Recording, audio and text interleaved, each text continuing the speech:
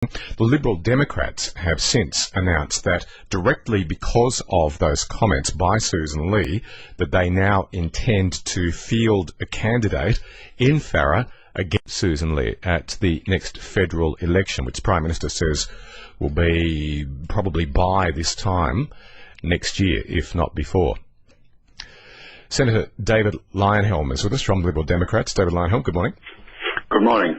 Why field a candidate in Farrer? Well, look, banning live exports is the policy of the Greens. It's not the policy of the Liberal government. It's not the policy of the Labor opposition. It's the policy of the Greens.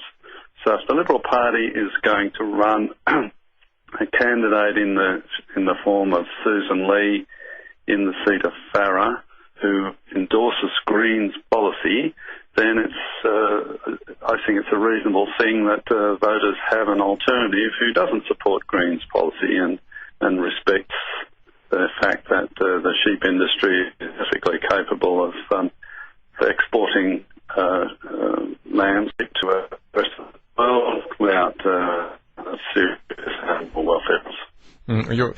You're framing opinions and positions in the context of policies, but why isn't it okay for an MP to have a personal opinion on a topic? Isn't that what they're elected to do? Oh, she's perfectly entitled to her view. Nobody is suggesting otherwise. But the announcement we made was that we would run a seat of Farrer, which is a choice. The voters in Farrer will, if they want to vote for a Liberal candidate, that will be presumably, if the pre-selectors stick with Sussan Ley, will be Sussan Ley. Sheep export industry should continue. Now, are you 100% committing to doing this, or is this a way of, in your from your position, giving Sussan Ley a slap on the wrist? Well, if she's the candidate for the Liberal Party in the seat of Farrer at the next election, the Liberal Democrats will run a candidate. That's not a slap on the wrist. We'll be competing with her. Now, what our purpose is to give voters in Farrer somebody to vote for who isn't a left-winger. So but as you've just pointed out, it's not Liberal Party policy. So just because Sussan Ley has espoused those comments, that doesn't mean it's going to become Liberal Party policy. That's not going to happen. So it's not as though that's going to make any difference at the top level of policy making. Sister, there's no say she'll end up back in an influential position if the government is re-elected. So it's not just that she's a backbencher at the moment. I think it's more significant than that. There is people who are proposing to give people a choice. All right, but it still doesn't answer that question. There isn't it's not as though that by voting for Sussan Ley, it's going to suddenly result in an end to the live export trade. There's no difference there, depending on whether if Sussan Ley got in or whether a Liberal Democrat got in. Policy is determined in the Liberal Party party room. Sussan Ley is President Party room. If she is re-elected and she is sufficiently vocal and persuasive with her colleagues, then Liberal Party policy may, as a consequence of her influence. That's something that wouldn't occur if she wasn't elected. So if Sussan Ley contests the next federal election for the seat of Farrer, you are 100% committing to standing a candidate? Yes, I'm not sure why you're asking that, but yes, sure. All right. That's not going to change unless Sussan Ley opts out of it and there's a different Liberal candidate. Yes, so I wonder whether the pre-selectors in the seat of Farrer in the Liberal Party would be comfortable having Sussan Ley as their candidate once again, given that she is promoting what is, as I said, a Greens policy on live exports.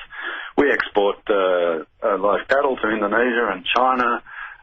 Nobody thinks that should be shut down. We export racehorses all over the world, and of course the racehorse industry ships horses all over into Australia as well. In fact, the Irish and New Zealanders come over here and we now nobody has market should be shut down. It's perfectly obvious that the sheep industry can have a live export industry without compromising animal welfare. Okay, just tell us on that. How is it obvious? How is it perfectly obvious when this isn't the first time that we have seen a whistleblower or we've seen Vision that have shown pretty awful transgressions? So how is it obvious that it can be controlled? Well, what's the difference between shows? We have a perfectly safe,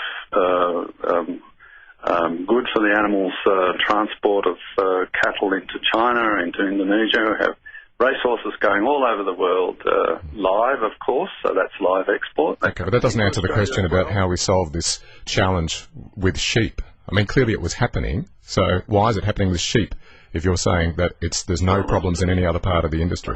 There's a couple of aspects to it. One is the conditions on which they're shipped, and the other one is conditions into which they are shipped. So, dealing with the second one, the weather in the United Arab Emirates where they're going, and most of the Middle East areas where they're going, it's stinking hot and very, very humid. The sheep that we are sending over there are not acclimatised to that. So there may be an adaptation period required to get them used to the hot weather before they're sent over there.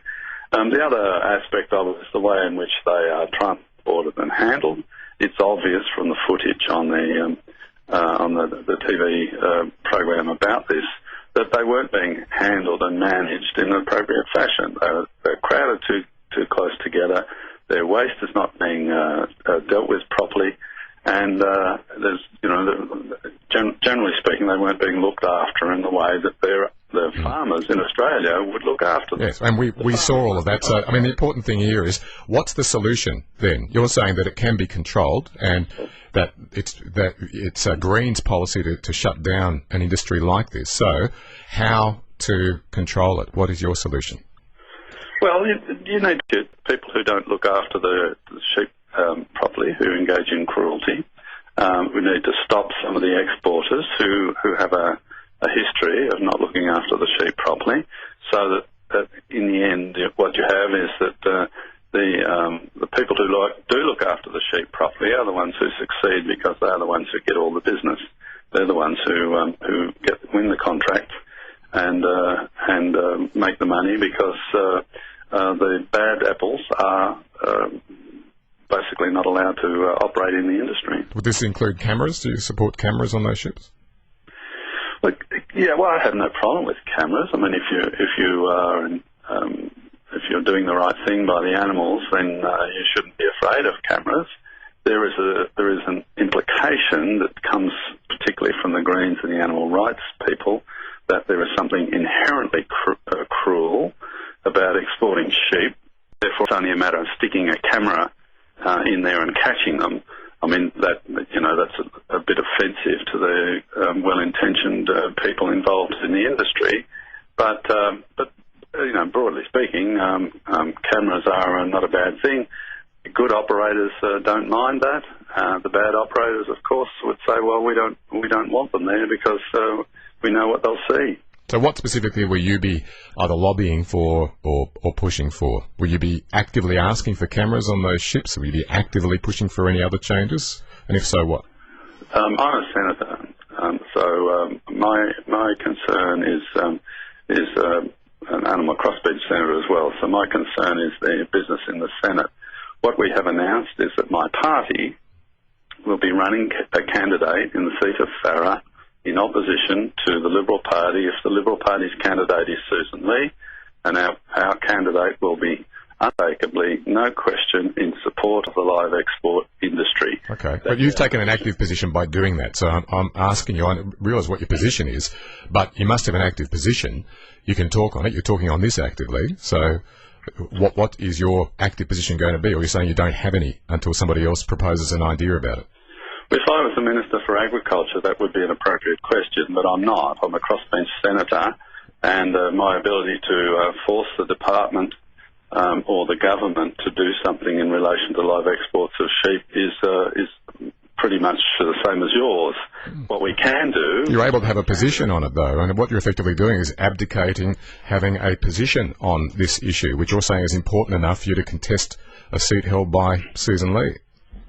I don't understand the point of your comment. Well, I'm just asking you why you would not have an active position about it. You're saying that you're effectively going to wait until somebody else makes it all up, and then you'll decide whether to deport it or not. What's your definition of an active position? Is lying down in front of a truck full of sheep an active position or something? Is that what you're advocating? I have no idea how that is relevant. What I'm asking you is whether or not, for instance, I already gave an example of cameras. Would you be actively proposing that cameras be installed on all of those ships or something else? I don't quite understand the point of your line of questioning. What difference would it make if I actively promoted cameras? Other than simply opposing Sussan Ley's position, I'm asking you what solutions you are actively proposing. Well, I have very much a great deal of faith in the Minister for Agriculture, David Leyonhjelm. He is as concerned about this issue as anybody is, and he's quite determined to ensure that the live export market continues, but that animal welfare meets the standard we all aspire to. I have great faith in him, and I also have great faith in the veterinarians, some of whom I know who work in the Department of Agriculture, are determined to ensure the same outcome. So, for me to personally be out there saying, "Oh, I have the magic solution," so forth, would be ridiculous. There are good people involved in this, trying to get the welfare problem solved. It's not a matter of if I don't do it, nobody will do it. Well, without having a position, it seems as though you're just giving Sussan Ley a de facto slap on behalf of David Leyonhjelm. There's nothing de facto about it. I'm giving her a slap, and she's out of step with Liberal Party policy. And I'm saying is she has a lot of sheep producers in her electorate. If the live export industry was shut down, even if she says we're going to work with them, that basically means you'll go broke slower than if it happened quickly. That's all it means. There will be substantial economic harm to the sheep producers in her electorate. Now, what I'm suggesting to them is that if they don't want that to occur, they will have another alternative to vote for at the next election. And as you said in your introduction, it's only a year away. All right, good to talk. David Leyonhjelm, thank you very, very much for being with us this morning. Appreciate it. Thank you.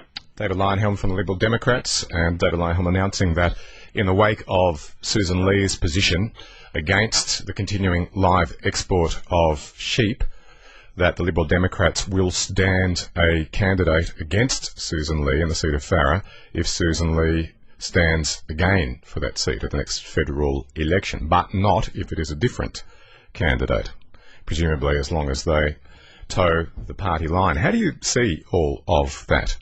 David Leyonhjelm, as you heard there, refused to a personal position or otherwise a solution or something that he would actively pursue that be done differently, while at the same time expressing confidence that it will all be rectified. Your thoughts? 0467 842 722 1300 147 222. They shall grow not old, as we that are left grow old. Age shall not weary them.